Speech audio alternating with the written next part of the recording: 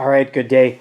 I was lucky enough to be on the Burson Play tour, and as a result, I've done a written review, and I also I'm doing a little video review. I'm not going to be taking it apart. If you want to see how they're taken apart, and then do the op amp rolling inside there, Wilgen has a really good video, a step-by-step with that, and I believe a couple of the other written reviews show us step by step for that. And then I think Reddit, there's somebody on Reddit took one of these apart and did some playing with it. Something Will did notice or did point out on this is that you absolutely have to make sure that the op amps go in the correct way, because otherwise they will short out, as I understand it. They won't work, and then you won't be able to get the case. All right, so here it is, Burson Play. This is an amp that is marketed as a freestanding amp, or you can put it into your PC for a gaming unit. That's kind of how they got their reputation, and the reputation out on the market is this is a really good quality amp to fit into what we would, for those of you with desktops, would fit into your 3.5-inch bay, where you might used to have a 3.5-inch disk drive. Not that we have these anymore, or optical drive, what have you. But there is a kit inside there. I'll get to it in a minute. That you just replace the back plate, and then you take the cover off, and it takes the spot of what would be one of your optical drives, your CD or DVD slot. All right. So it's not plugged in. This does go 0 to 99 on here. Very simple. It does come with an adapter, 3.5 to 1/4 inch, and that it does have a spot for your microphone. So those of you that are into gaming, you can have your headphones in there, you got your microphone there, and you're good to go. And one thing that I'll state right off the bat is the word from the gaming community is that this is, I won't say it's the go-to amp, but it's good, and the people that game use this a lot because it does provide such a good, clear sound. You can, like your role-playing games, you can clearly pick out where your enemy is or where there's danger or something like that. They say it's almost like being there, almost. All right, well, so I don't lose that, I'm going to pop that back in. Then we'll turn it around. On the back, you have the power button, on, off. This is the V6 Classic. You can get these all the way down from $299 without any of the op amps to this, I believe, which was $599, and then you can get it with the V6 Vivid. I did try the Vivid. That provided, I would say, a little more full sound, but I like the bass response of the Classic. All right, so if you're using it in your computer, it's got a cable for that, and then if you use it like I did, that's a USB, and then there's a power. Then you can do an RCA for preamp. This can be a preamp also. So there's the bottom. You undo the screws. They are there. It does come with its own key. You undo those, and this whole thing slides out. So again, if you want more in depth than that, then you can get on the other reviews. So there's the power pack. A very nice AC adapter. As I understand it, they spent a little bit more money on this because a lot of times you can have a really good amp, and then your power supply either doesn't provide enough juice or it's just not up to par. So we'll move that aside. This is the USB. Those of you that have like a newer Mac, all you got to do is get a converter to go from USB-C to USB regular USB like this. They're like $17. That's the way I use this most of the time, is hooked to my MacBook Pro, and it worked very well. But I did hook up. I did run it on a couple of portables. I ran it on my Shanling M3S, and then, excuse me, Audio Opus number 2. All right. So there's the box. There's on the website the HeadFi thread. They're wondering why you had it up to 89. Well, I'll get to that in a second. It's another headphone that I had. So 2 watts, Class A. And as I understand it, it's Class A running all the time, and it works with desktop. It works with Windows and Mac OS, iOS, and Android, so it can do all those. So open it up. it would sit in here. And then here are the boxes that comes with it. So I'm going to open this up because this is the one that has the op amp items in there.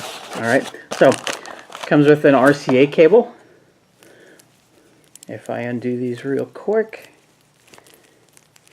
not quick enough, sorry. They are separate, which is nice. So you can route them separately or you can run them together. I think that's a very nice touch, keeping separate RCA cables. Okay, and then this is if you were to use this in your PC. This is what plugs into the back. Sorry, that plugs in. That plugs in normally. This is what you'd plug into your motherboard, into your computer. Sorry, I'm not averse to all that, but this would be what you plug in, and then you're good to go. That's it. That's all you need. So to change backs, here is the back that would replace this back on there. Okay, and then you'd be able to just be able to run this out of your 3.5 inch bay. So there's that. There's some other things, extra screws, which is kind of neat. So there's that for the RCA jacks, and then we got that. All right, comes with a nice remote control. It works. I was able to get it to go up and down and run it. I did have to change the batteries, but you know, after several times on the tour, that's the way it goes. All right, so there is its own. So this one is mine. This one, it's identical. I bought one. Actually, I bought one, and then one came with it. So there you go. And last but not least, these are the op amps that came with it. So these are the Vivid. So if you carefully take them out, that's the reason you got to be really careful with these. These have 8 prongs, and they do go in one specific way. So I'm really glad that Will did what he did with his little demo on how to put these in properly, and he even suggested putting a little mark on them so when you're looking on them that they you know which way they go in. That's kind of a nice way to do it. And then in this one over here, this is just where the power was. All right, so getting back to the good stuff. How does this sound? I found that the detail clarity of this was as good as my iFi Black Label, which is kind of my go-to portable. I would say it's a warmer sound than my shit stack with my my Magni and Modi Uber put together, but the shit stack is traditionally known as a much brighter, sparkly sound. So slightly on the warm side. The nice thing is if you don't want the warm side, you change op amps. You put the Vivid in there, and that gives it a little bit more full sound. Again, I like the classic sound because it does provide that nice bass sound, which I prefer. Layering, good layer. I can clearly pick out the finer points of like a classical song where there might be an oboe solo or something. I can clearly pick out where that is on the stage. On the other hand, if you want to just rock out on this, an older 21 Pilots album, Vessel, just comes out really nice. It's up to the task. Okay. Now, one thing I did note is when I plugged in, I was lucky enough to be on the Dakani Blue Tour. I did put these in, and I did run it through my MacBook Pro, which might have had something to do with it. But I had the volume all the way up. I ran it up at 99, and I had the volume all the way up, I think one short on my Mac, and it was struggling a bit.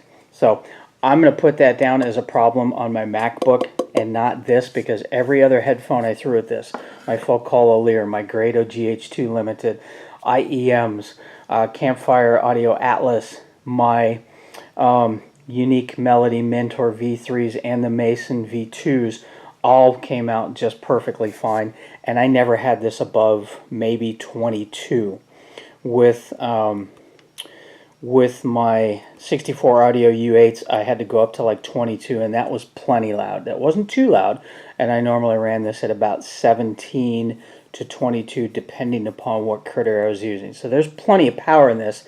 I think it was just something to do with the combination of this, the Dakani Blue, and my MacBook Pro. So just something to think about. That's something that would be worked out if you're using this in a dedicated PC. You'd already have that in play. So it's just a little black box. I like the fact that you can start small with the very basic one. I think it's even called the V6 Basic for $299. And then if you want to do some changing, you can buy the op amp separately. Okay, a lot of people were really getting into this on the head-fi thread. I'll admit, I'm okay with that. I'm not knowledgeable enough to comment on the benefits of that.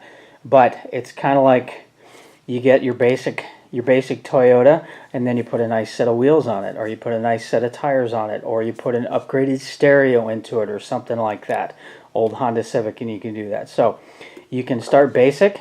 That's why they call it the Basic, which is a really good amp for $299 for a desktop amp, or even one that goes in your desktop, or you can go further up the food chain, so to speak, and get this. We were lucky enough that the Classic, the one that was shipped, came with both the Classic and the Vivid amps. You want that rich, full detail, then you go with this.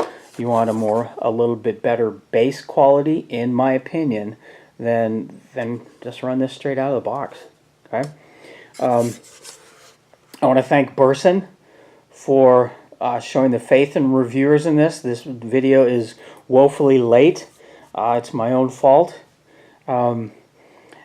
They have some really fun stuff. In fact, one of their current ones out is called the Burson Fun.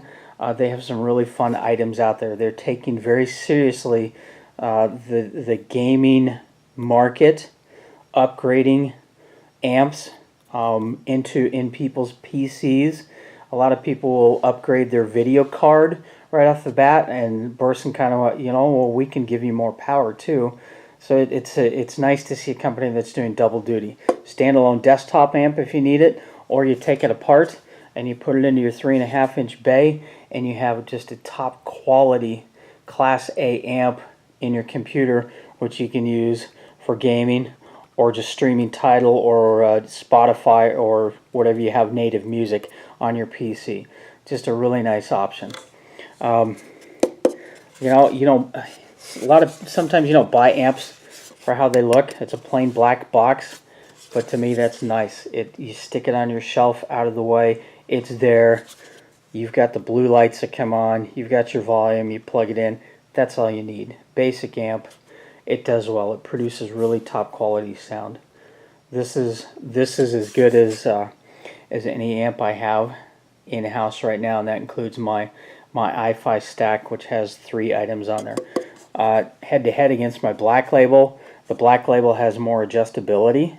I can go normal, sensitive, and turbo mode, which I had to do with the Dakani's, and I kind of wish that this had this, plus I can tune, but this isn't meant for that. This is just a straight amp where you can change the sound. It's real easy to do. I would imagine inside your computer it's easier to do. You undo the screws, you pull it out, you pop the op amps in, and you're done in 15-20 minutes at the most, maybe even less than that. So I would recommend the Burson Play. Like I said, start with the basic if you want, and then you can spend, I want to say that these are like another 70 to 100. I'm not positive. Don't kill me on that if I'm wrong. But people spend that money on computers, and then they want to get the best out of it that they can. So the word is, it's good. Good clean sound, good detail. The separation where everything needs to be on the stage or in your game, it's where it's supposed to be. It's represented well. All right. So again, I want to thank Burson for this. It's a pretty cool little lamp. I enjoy the play. It will have a dedicated place in my my playing queue while I continue forward. All right. So take a look at it. Talk to you later. Bye.